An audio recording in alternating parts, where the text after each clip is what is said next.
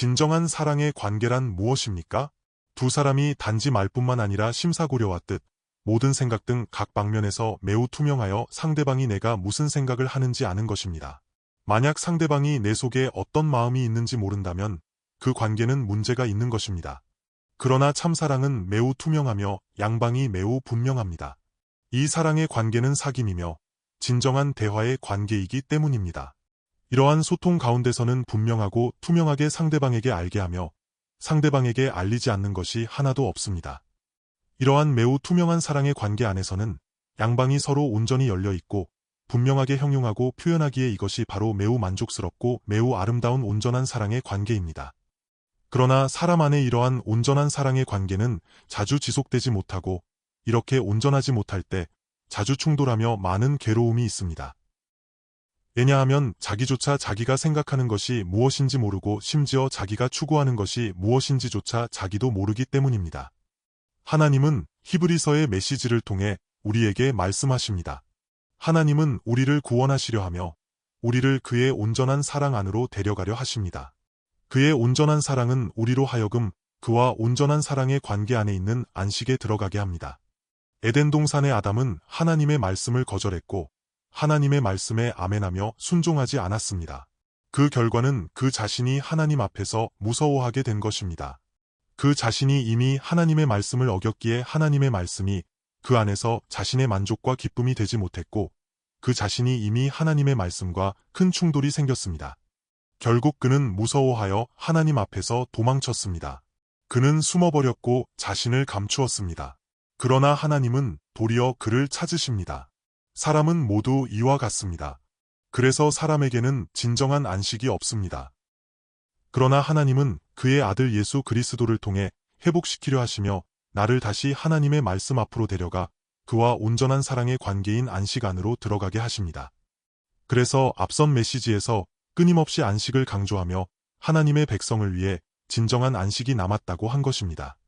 그러므로 우리가 저 안식에 들어가기를 힘쓸지니 이는 누구든지 저 순종하지 아니하는 본에 빠지지 않게 하려 함이라. 우리는 온전히 힘써 그의 안식에 들어가야 합니다. 이 구절은 거의 안식 메시지에 대한 하나의 결론이라고 할 수 있습니다. 오늘 히브리서 4장 12절에서 13절의 메시지를 통해 우리는 다시 한번 특별히 확인하기를 원합니다.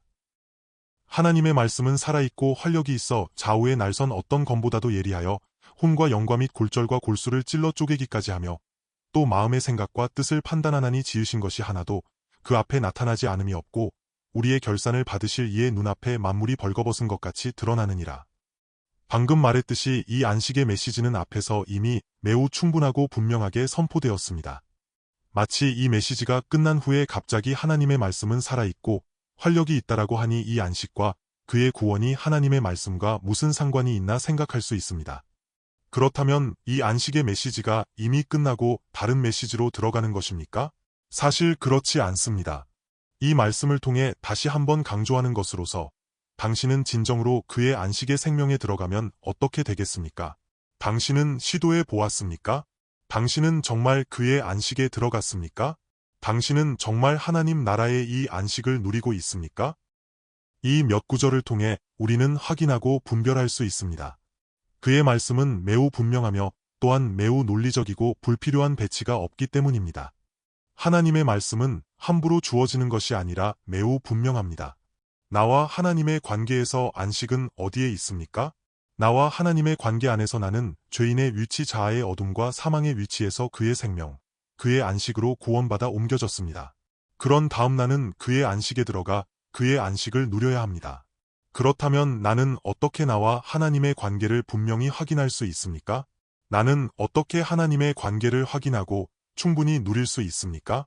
태초에 말씀이 계시니라. 이 말씀이 하나님과 함께 계셨으니 이 말씀은 곧 하나님이시니라. 그는 바로 말씀이시며 하나님과의 관계는 곧 이 말씀과의 관계와 같습니다.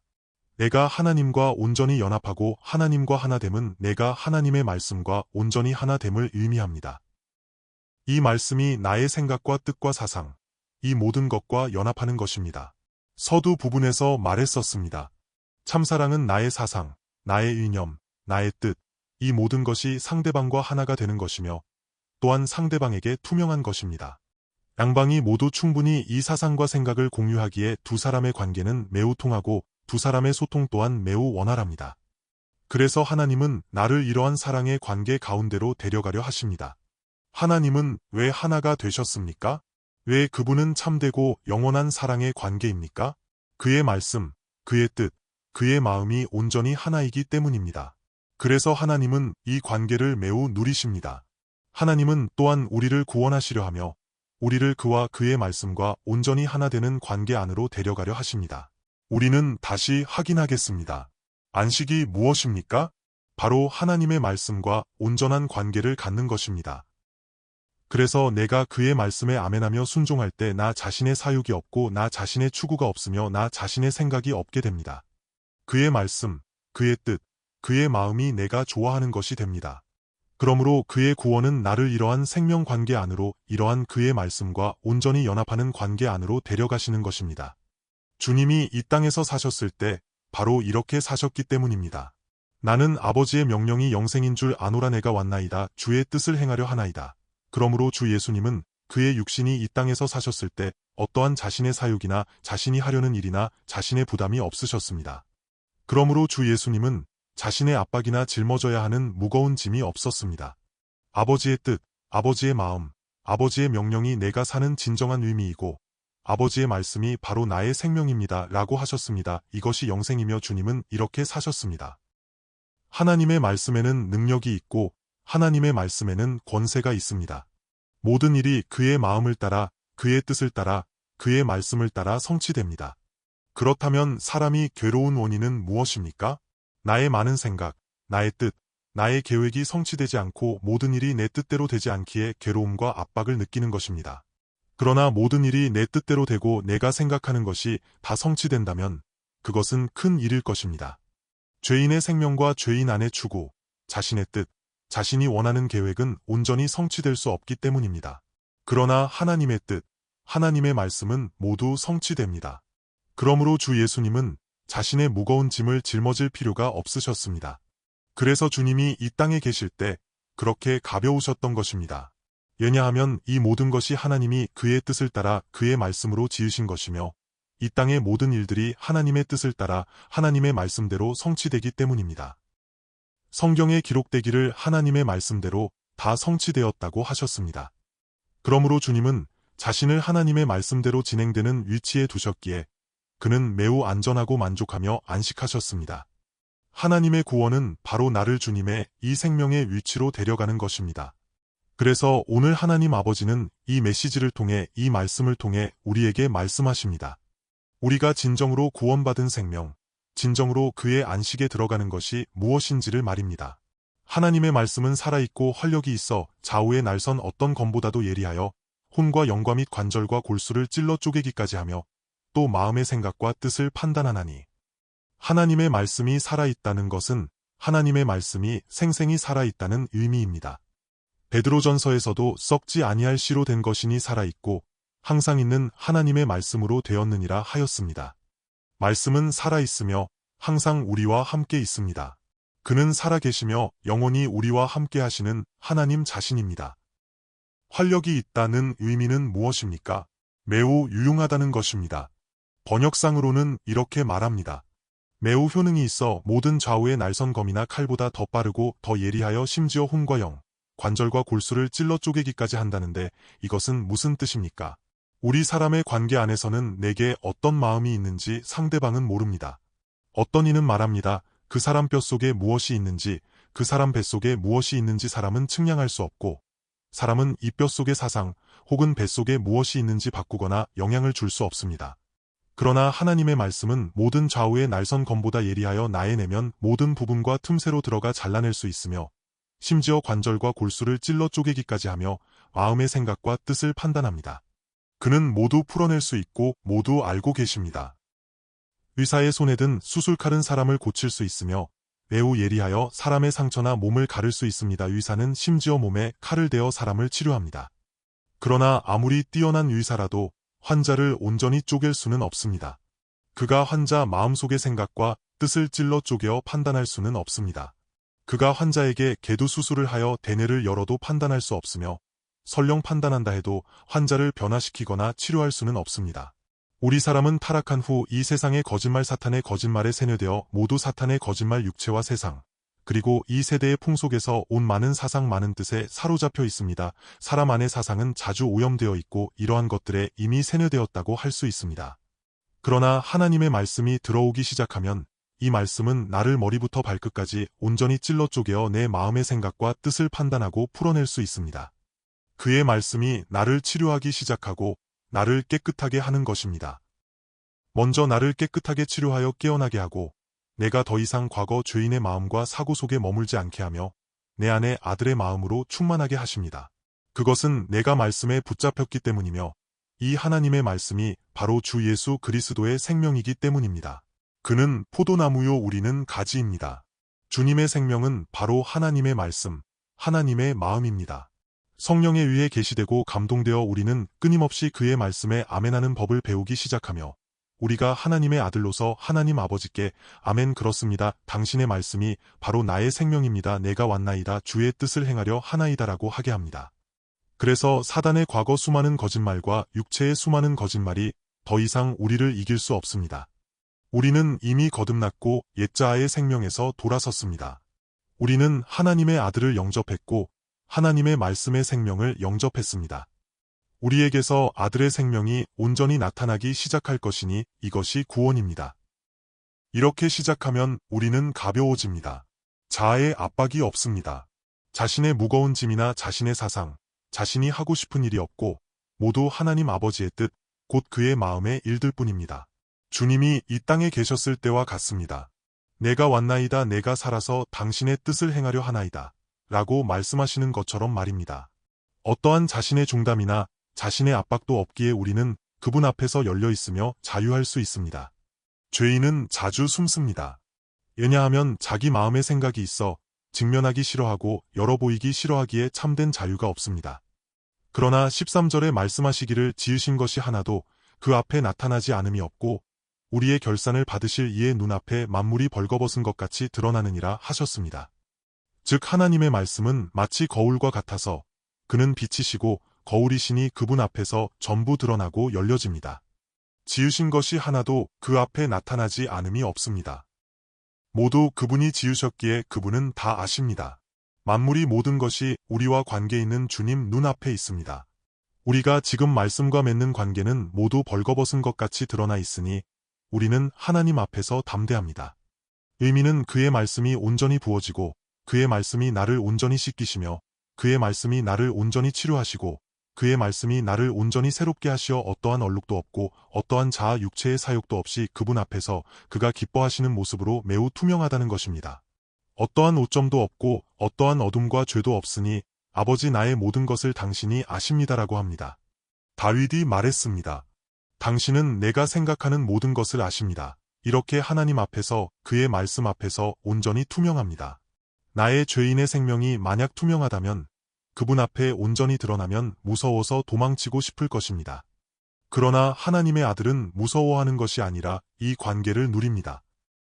당신의 말씀이기에 내가 모두 기뻐합니다. 내가 바라건대 나의 모든 것이 하나님 아버지께 알려지기를 원합니다. 내가 당신을 사랑하고 내가 온전히 당신께 순종하며 당신의 모든 뜻을 기뻐하기 때문입니다. 라고 하며 정말 큰 당당함과 담대함으로 그에게 아멘하고 감사하며 그분 앞에서 자유롭게 살고 그의 뜻을 행하려 합니다.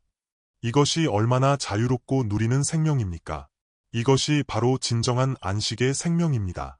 그는 우리를 위해 천국의 참된 자유, 참된 안식의 생명을 예비하셨습니다. 이러한 구원을 그는 우리를 위해 예비하셨고 이러한 참된 안식은 우리에게 반드시 실현될 것입니다. 주님이 이 땅에 계실 때 그러하셨습니다. 그는 본래 말씀이시며 하나님 아버지와 연합하셨습니다. 그가 사신 것은 하나님 아버지의 말씀의 생명이었기 때문입니다.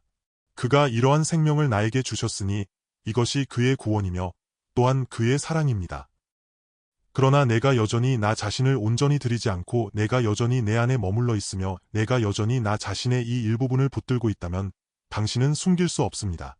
만물이 우리와 관계 있는 주님 눈앞에 벌거벗은 것 같이 드러나기 때문입니다. 그는 바로 나의 아버지이시며 그는 나의 주님이십니다. 그의 앞에서, 그의 두 눈 앞에서 우리는 모두 벌거벗은 것 같이 드러나 있습니다. 우리가 열어 보일 때 그는 기뻐하십니다. 하나님 아버지가 그를 보시며 너는 내 사랑하는 아들이요 내 기뻐하는 자라 하십니다. 우리의 결산을 받으실 이의 눈앞에 만물이 벌거벗은 것 같이 드러나느니라. 결산을 받으실이라는 영어 표현은 이 must give account, 즉 우리는 반드시 계산해야 한다는 것입니다. 말씀에는 몇 가지 뜻이 있는데 하나는 로고스, 즉 하나님의 말씀이고 또 하나는 계산하다는 뜻입니다. 단어 하나에 많은 뜻이 있는 것과 같습니다. 때가 되면 우리는 모두 그에게 계산하고 회개해야 합니다. 우리는 반드시 그분 앞에서 회개해야 합니다. 하나님의 말씀은 하나의 표준이며 우리가 사는 것은 바로 하나님의 말씀의 표준입니다. 우리가 결산할 때 이 표준을 따라 살았습니까? 만약 내 육체가 여전히 죄인의 위치에 있다면 이러한 결산은 압박이 매우 클 것입니다. 그러나 우리는 하나님의 아들로서 그의 뜻 행하기를 매우 좋아하며 나 자신의 셈법이 없고 나 자신의 계획이 없으며 내가 하고 싶은 것이 없고 내가 붙잡고 싶은 것이 없으며 오직 하나님 아버지께 아멘하고 오직 하나님 아버지의 말씀을 따라 삽니다. 이렇게 사는 것이 좋으며 그리고 바로 그에 의해 계산되고 회개되어 그에게 상받는 자임이 더 분명히 나타납니다. 이것은 다시 한번 확인하는 것입니다. 곧 너는 바로 내가 기뻐하는 아들이다 라고 말입니다. 이것이 바로 우리가 오늘 확인해야 할 구원이며 이것이 바로 우리가 들어가야 할 하나님과의 온전한 사랑의 관계, 그의 말씀과 온전히 하나 되는 관계입니다. 여기서 참된 자유, 참된 누림, 만족, 안식의 생명이 있으니 이것이 곧 하나님의 나라이며 또한 천국의 공간입니다. 천국의 공간이 무엇입니까? 바로 하나님의 말씀의 공간, 곧 제7일의 공간입니다. 지난 말씀에서도 말했습니다. 하나님이 피조물을 창조하신 후 제7일의 공간으로 들어가셨습니다. 그래서 겉으로는 하루가 아침부터 저녁 다시 아침까지 24시간이며 해를 따라 계산되는 시간이지만 아담은 하나님 나라의 영원한 제7일의 시간 속에 있었기에 그는 거기서 육체의 생명으로 계산되는 것이 아니라 영생의 생명으로 계산되었습니다. 아직 그의 날수가 계산되지 않았기에 그는 천국의 영생의 생명을 누렸습니다. 우리도 오늘 마찬가지입니다. 비록 우리가 이 땅에서 자기 뜻대로 살아가기도 하지만 우리는 하나님의 말씀, 하나님의 뜻의 천국 공간으로 들어갑니다. 이것이 제7일의 공간입니다. 여기서 진정으로 만족하고 진정으로 그의 뜻을 기뻐한다면 우리는 더 이상 자신의 근심 가운데 있는 것이 아닙니다. 사람은 근심하는 이유는 사람 자신의 생각과 자신의 추구, 자신의 계획 때문이기입니다. 그러나 우리가 그의 뜻 안에, 그의 말씀 안에, 즉 이 천국의 공간, 하나님의 말씀의 공간 안에 있을 때 여기서 하나님의 말씀이 우리에게서 실현되고 성취됩니다. 매일 하나님의 말씀이 나를 인도하여 나로 하여금 그와의 실제적인 관계, 말씀과의 관계를 누리게 합니다. 우리는 매일 아멘하며 살아갑니다.